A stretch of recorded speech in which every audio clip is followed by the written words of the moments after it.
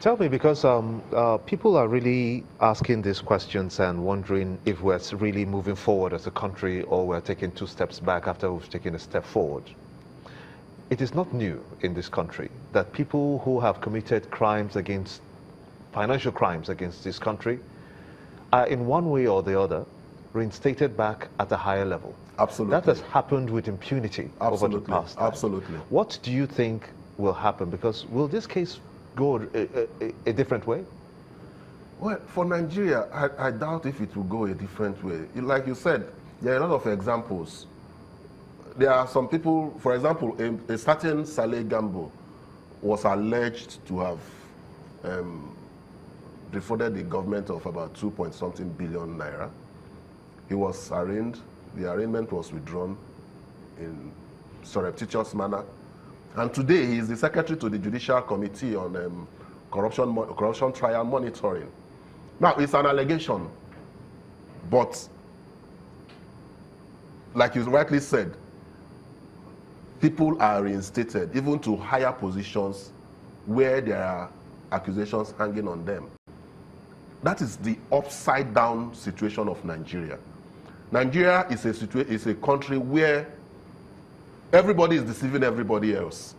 We know that things are not working, but we continue to trudge on.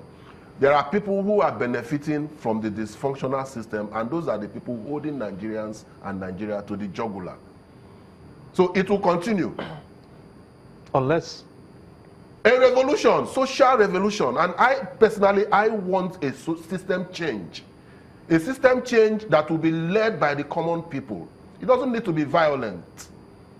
Violence has nothing to do with system change. I believe in civil disobedience. When things are bad, people, the masses, common people should be able to show some form of resistance, that these things are not good.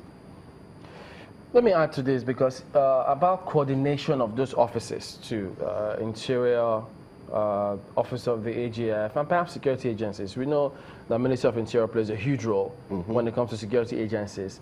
But there are those who will always say, look, even the man in question, he's got security around him. But the part that his name was still on the wanted list of the EFCC on their website, and then that letter, perhaps, if the AGF did advise that he being reinstated, having no case to answer, what could they have done, or what should they have done when they knew that, look, but this name is still on the EFCC's wanted list? It's obvious what they should have done. He came into the country, if he had left the country in the first place, through the airports. So didn't those agencies know? Good question. That he came into the country? They know. And they kept a blind eye, deliberately.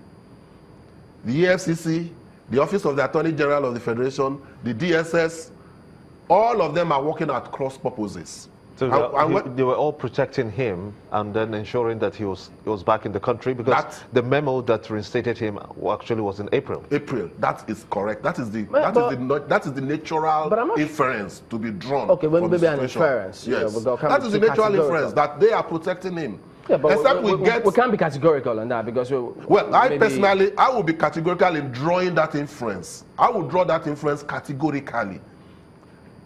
And it can only be rebutted by superior evidence. But and the superior evidence will be that we attempted to arrest him, but somebody stopped us from arresting him. Okay, that's if somebody were to come up and say that. Yes, at the airport. That we attempted to arrest Maina, or even as he came into the country, we went to his house to arrest him, but we got a superior order not to arrest him. All these things have to be out in the public domain. But the other issue is that if the reason why some say maybe we can't assume that they were all protecting him is that if they were all protecting him, they would have removed his name from the wanted list of the EFCC, wouldn't they? It could be an oversight. What if I wish? And they know that people are also watching the website. That if they remove the name from the wanted list, questions will be asked. Perhaps they wanted to settle the situation. They wanted the situation to settle, get him seamlessly back into the system, just like. I hope you know that Ibrahim Lamode is back into the system. What's your legal interpretation? You hope you know that. Okay, let's put that for another time. What's your interpretation when you hear things like his posters is being being pasted just about everywhere in the capital, in the Federal Capital Territory, and in some other states in the north. For what? Well, the Vanguard newspaper says For governorship. My impression is that Nigeria is still the same thing about Nigeria. If you are not corrupt in Nigeria today, if you are not corrupt, you can't die with the top politicians. You will not be able, you can't succeed as a good politician in Nigeria if you are not corrupt. But that would be an indictment. That is the truth. Is that a fair commentary? I am telling you what I know. Because someone tell you, as soon as you become someone who could spill the beans, as soon as you are someone who will not share things as usual, they will keep you aside. Because they know when they want to share, you will not accept or you will spill. But you know that those who will tell you that no, but you can't paint all of them with one brush. Much as you may have Absolutely. one or two. But I want to tell you something. I want to tell you something that it is difficult not to paint them with one brush in this Nigeria today.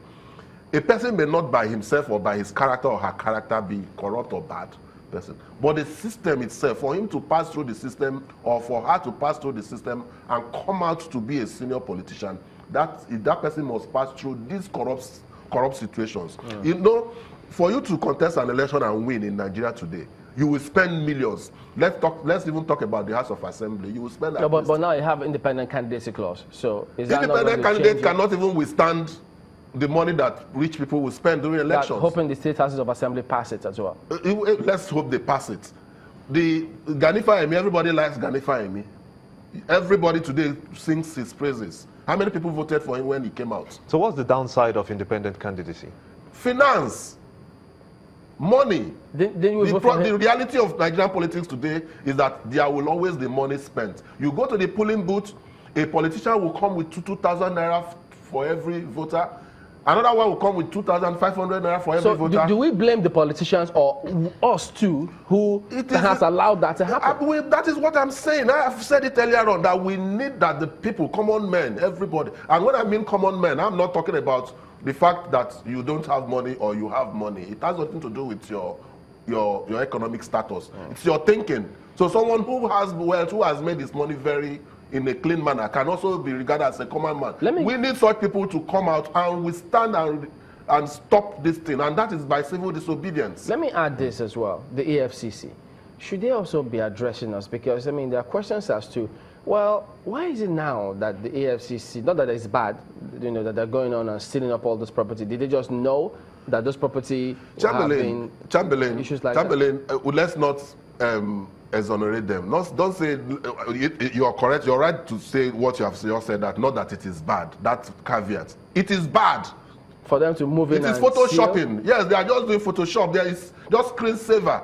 Is it paparazzi? Is it the same they ought situation? to have done this all this while. Is it the same? We should have seen Maina now on my apologies. Is it the same as some other governors allegedly whose properties were seized, over maybe 40 houses or thereabout, and then after office the houses has been given back to them? This question you have just asked me brings us back to the issue of whether they are fighting corruption now. It shows you that there is no fight against corruption, because we have heard in the papers that there has not been any denial that one or two governors have had their properties seized and have had those properties returned to them without adequate explanation. All right, we'll anchor at that point. Always a pleasure to have you on, and we still have lots of questions, but time doesn't permit us. Mr. Kechiku, legal practitioner. We'll see you in the days ahead. Thank you so much, Randy. All right, then we're back in a moment. Don't go away.